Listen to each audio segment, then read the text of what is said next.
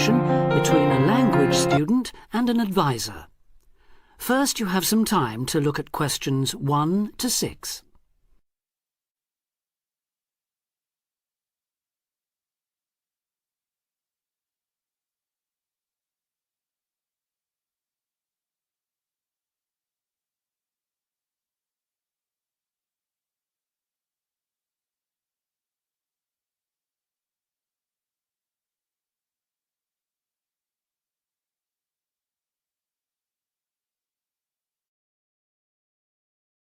Now we shall begin. You should answer the questions as you listen because you will not hear the recording a second time. Listen carefully and answer questions 1 to 6. Homestay Language Learning, Lisa McDowell here. How can I help you? Hello, my name's Dan, Hello, Dan. and I'm going to be living with a family in Edinburgh for 3 months, so I'd like some advice on what to bring with me. I'm flying in via Singapore on the 15th. Right. Well, perhaps most important of all are your documents. Vaccination certificate, sponsor's letter, and the certifying letter from us for immigration. Yes, I've got all those in order, I think. What I'm really wondering about are money and clothes and things for my room. Personal effects, in other words. OK, let's start with cash. You'll already have money in your bank account here, of course, but make sure when you get here you have some cash on you. Pounds, that is, not euros or dollars. How much do you suggest? I'd say 50 as an absolute minimum. OK. Now, the next thing is which clothes to bring. What do you think? Well, as I'm sure you know, it can get pretty cold here, so you will need some warm clothing.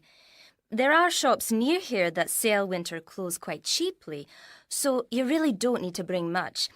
Do make sure, though, that you have at least one thick sweater and a jacket with you when you arrive here. The temperature's likely to be a lot lower than in Singapore. Thanks for the warning. Now, something else I'm not sure about is whether to bring my computer. It's a laptop, so it won't take up much room. 2 problems. Firstly, it might not be compatible with the electricity supply in this country. And secondly, there's a risk of it getting broken in transit. Someone travelling here had hers smashed only last month. But surely I can carry it as hand luggage. Usually, yes, but because of all the tight security right now, you may have to check it in. So my advice is to leave yours at home. OK, I think I will. Is there anything else you'd advise against bringing? Well, you won't need household or cooking things. They'll all be provided. And importing food, of course, isn't allowed by customs, though I imagine you already knew that. Well, yes. But there are 1 or 2 things I'd suggest you find room for in your suitcase. Yes? Perhaps a few of your favourite cassettes or compact discs. Of course, you might be able to find them in the shops here, but then again, you might not. That's a good idea. Anything else? Yes, some photographs of people and places that are special to you could be nice. They can really make your room feel like home. It's just a thought. I'll see if I've got a few good ones. Before you hear the rest of the conversation, you have some time to look at questions 7 to 10.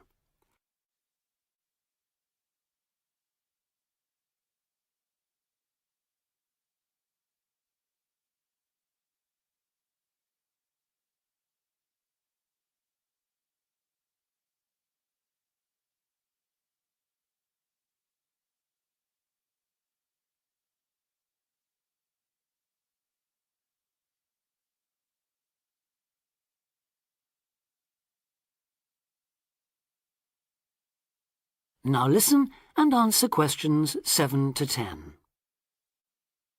Just a few points about packing. Make sure all your cases are clearly labelled, in English, with your host family's name and address. Just in case they go missing on the way. It has been known to happen. What name do I write, by the way? It's Wark. Lewis and Amy Wark. So that's W-A-L-K?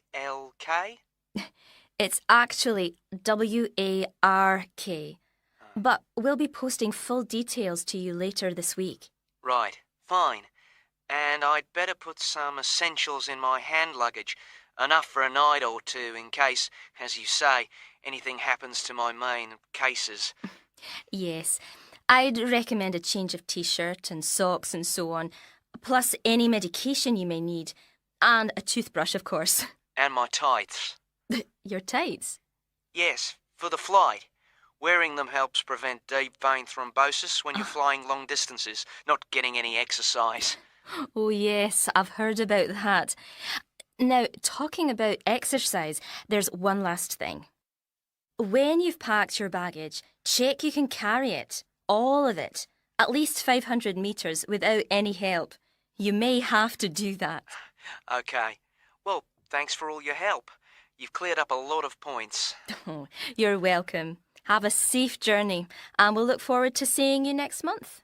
Bye. Bye.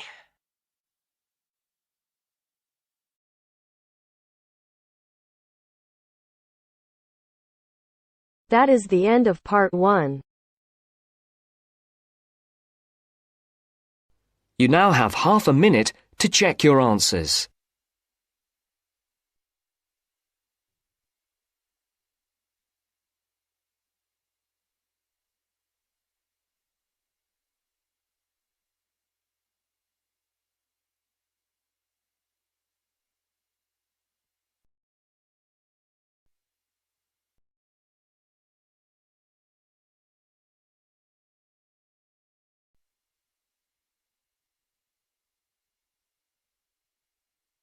Now turns to part 2. Part 2.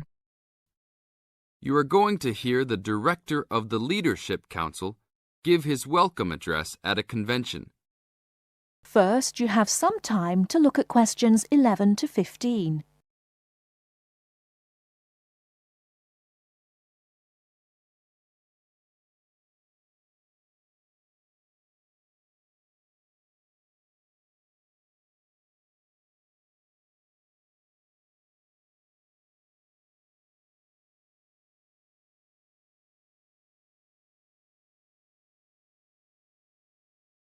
Now, listen carefully and answer questions 11 to 15.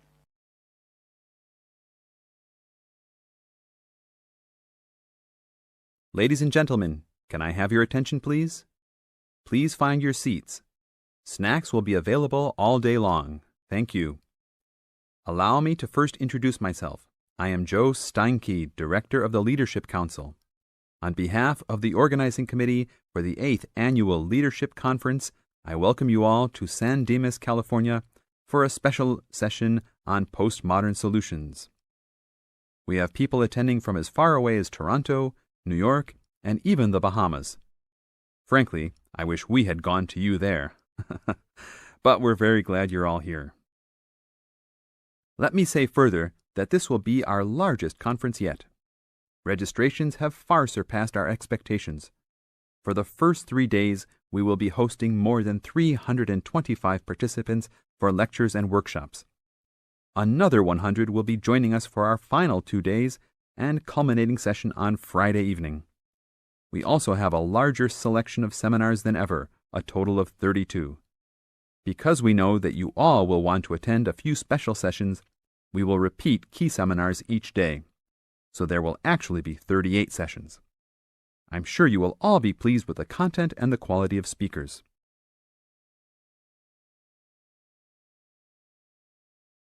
Before you hear the rest of the talk, you have some time to look at questions 16 to 20.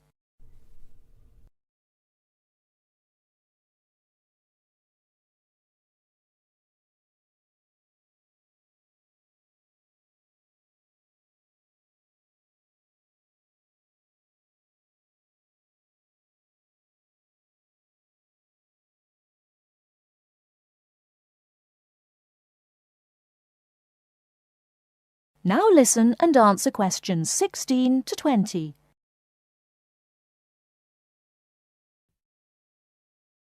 Now, for those who have opted not to take part in our bag lunches, there are a number of places nearby that we can recommend. We are located here in the convention center just across the street from the Harford Shopping Mall, and the place we most recommend is Vital's, which is just west across Queen Street on the opposite corner. Please be careful crossing both streets, however, as we don't want to lose any participants. If you're not up to Vital's, you can also get some Italian food at the Olive Garden, which is further down Queen Street and east on Danning Avenue, across from the police station. They have a great minestrone soup and excellent breadsticks, all you can eat. On the other hand, if you want some good old American food, you can head to Fuddruckers for some big hamburgers or to the Cattle Company for some fat, juicy steak.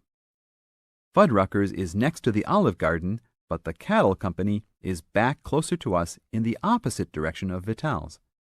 Just go east out of the convention center across King Street. It's on the same side as the convention center, so you just have one street to cross. Enjoy. But also, please make sure you are back for the afternoon sessions. These will always start at 1:30 p.m. That will give you an hour and a half for lunch each day. Sessions will be over each day at 5:30. Now, regarding the schedules we've printed out, there have been a couple of last-minute changes. The session titled New Leadership Strategies will no longer be held in Seminar Room 1, but in the main ballroom. This session has garnered much praise and is highly recommended to all, hence the change to a larger room. Another session has been canceled. That session was titled Leading by Serving, and it was scheduled for Daniel's room. The speaker for that session, Dr. Mark Green, had to return home for some urgent health situation. We wish the best to Dr. Green and that all is fine with his family. Finally, the session titled Using the Arts and Media has been changed to the second lounge room, Lounge 2. Please show up promptly for sessions and sit towards the front of each room so that all seats can be utilized. Also, turn off all pagers, beepers, and cell phones. Drinks and snacks will be provided outside each room, but please be careful at your tables. Enjoy the conference. That is the end of part 2. You now have half a minute to check your answers.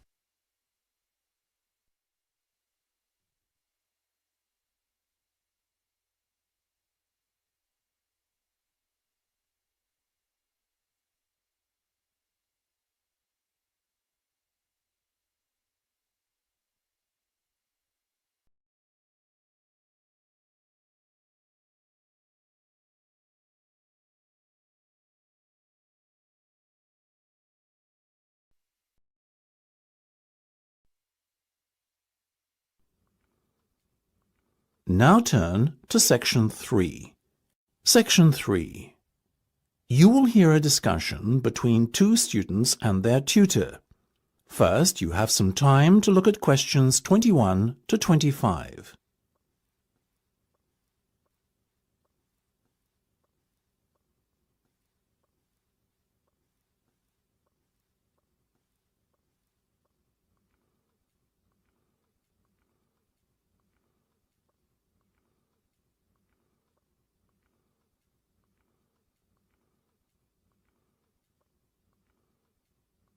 Now listen carefully and answer questions 21 to 25.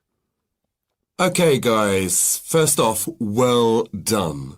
That was a very good presentation yesterday. Now I'm just going to ask you questions about it before I give you my feedback. That okay? Sure. Of course. Right. Well, in that case, tell me, Niall, why did you choose to talk about Rafael Nadal? To tell you the truth, I didn't. I think I'd better let Sheena handle this one. Sheena?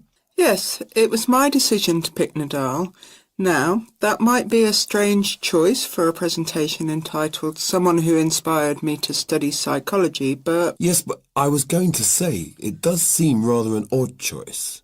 Was it simply down to the fact that he's a sporting hero of yours and so a role model? You talk about him a lot, Sheena, so this much is clear. It's true. Nadal is someone I look up to, but my reasons for choosing him were totally professional. You see, I doubt perhaps in the history of tennis that there was ever a better match player than him, and that got me thinking, what is the secret to his success? How does he control his nerves so splendidly? The more we started to look into his background, the more I realised Sheena was right. Nadal was a perfect candidate for this study. He is, on so many levels, a very well-balanced character, and it was fascinating to gain an insight into the mind of this great champion over the last few weeks.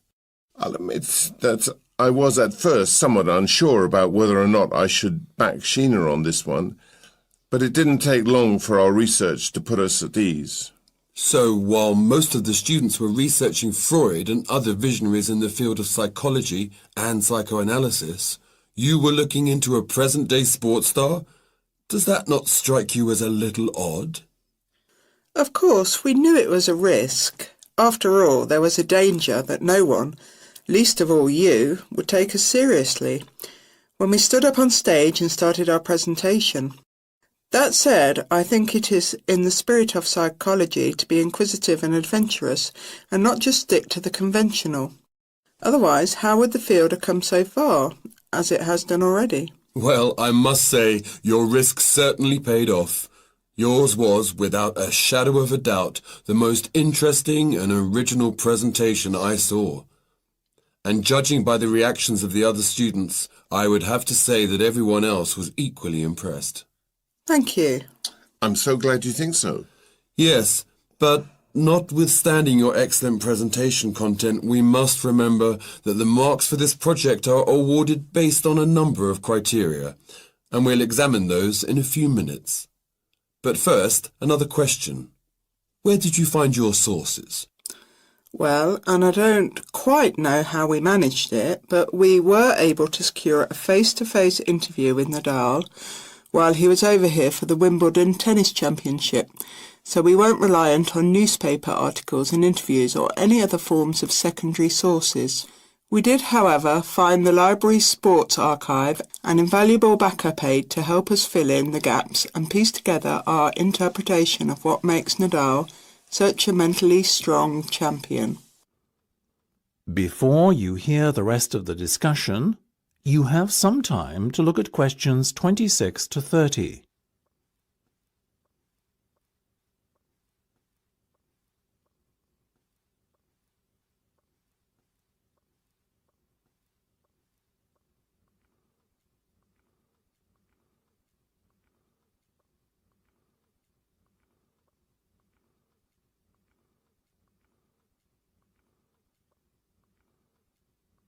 Now listen and answer questions 26 to 30.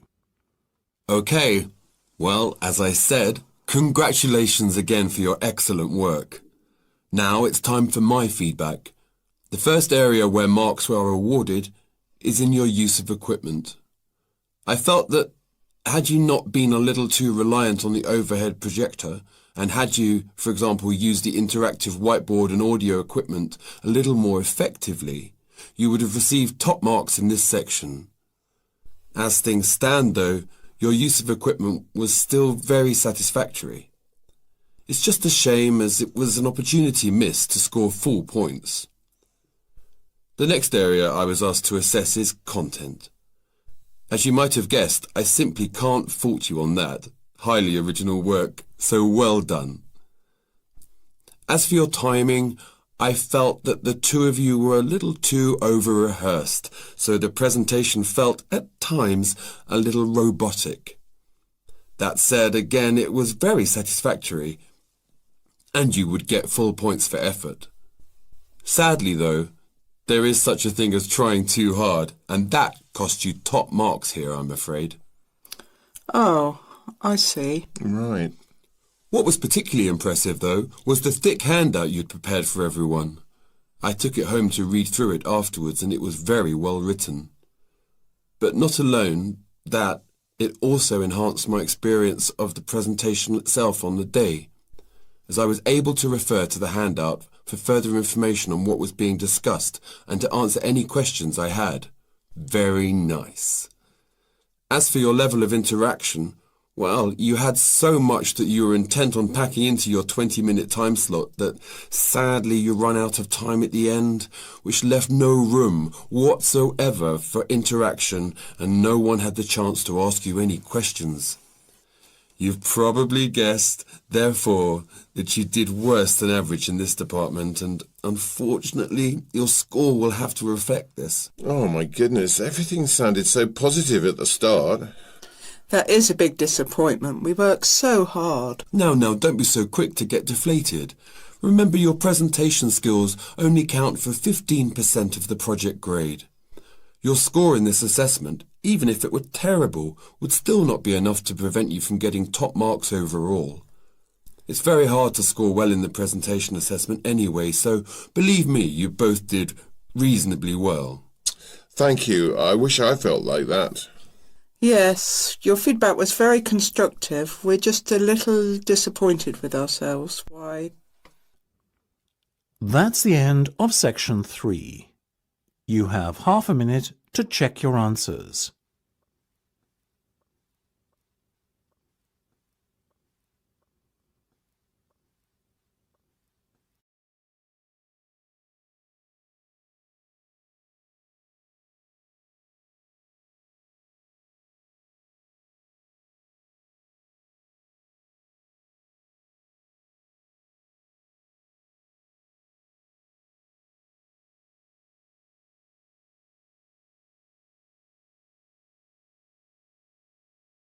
Now turns to part 4. Part 4. You'll hear a teacher talking about several British art galleries. First, you have some time to look at questions 31 to 33.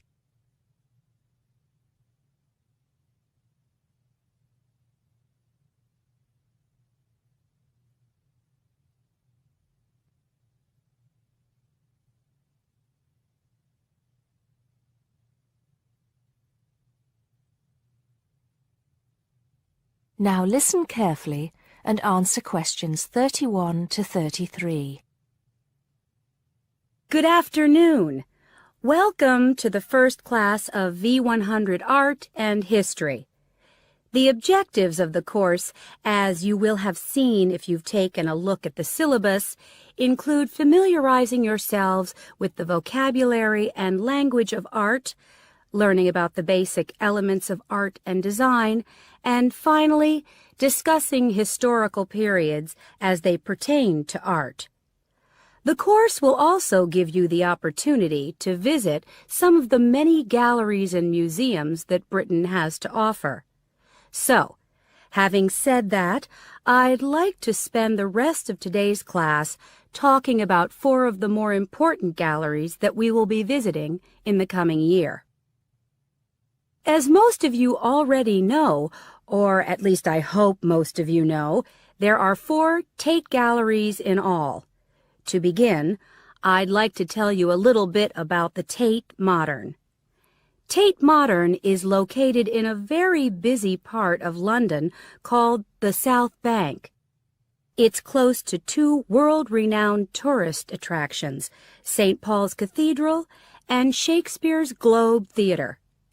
Now, interestingly enough, Tate Modern is housed in what was a power station, built in several stages between 1947 and 1963. It was closed down in 1981 and reopened as a gallery in the year 2000. Tate Modern consists of 5 levels, with the Tate collection being shown on the 3rd and 5th levels. On level 2, the works of contemporary artists are exhibited, while level 4 is used for holding large temporary exhibitions. Since this museum opened, it has become a popular spot for both Londoners and tourists alike. And believe it or not, it doesn't cost anything to get in to see the collection displays. Before you hear the rest of the talk, you have some time to look at questions 34 to 40.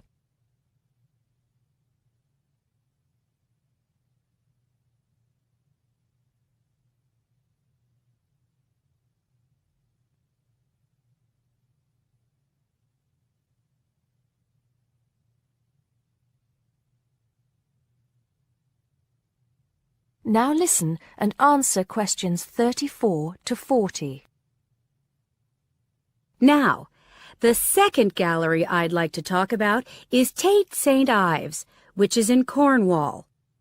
It was built on the site of a gasworks, and it overlooks Porthmeor Beach.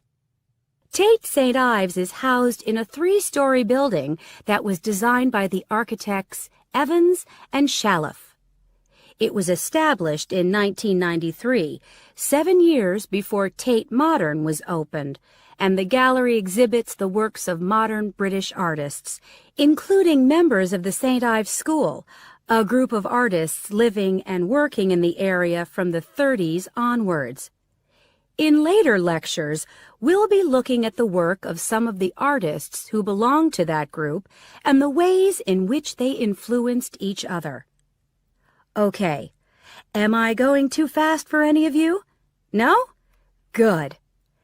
Next, I want to talk about Tate Britain, which is a gorgeous gallery situated right in the heart of Westminster. Tate Britain was the first of the 4 Tate galleries to open, and it was established in 1897. It was built on the site of an old prison, and when it first opened its doors, it was called the National Gallery of British Art. Later, it became known as the Tate Gallery, after the man who founded it, Sir Henry Tate. During its lifetime, Tate Britain has been damaged twice, once by floodwaters from the River Thames, and once by bombings during World War II. This gallery has an interesting range of exhibitions of historic and modern art from 1500 up to the present day. Now, the last gallery I'd like to tell you about is called Tate Liverpool. It's not hard to figure out where this gallery is located, is it? It was opened in 1988 to exhibit displays from the Tate collection, and it also has a program of temporary exhibitions. Tate Liverpool is housed in what was once a warehouse, and for some years it was one of the biggest galleries of modern and contemporary art in the UK. Well, that's a brief overview of just a few of the galleries we'll be visiting.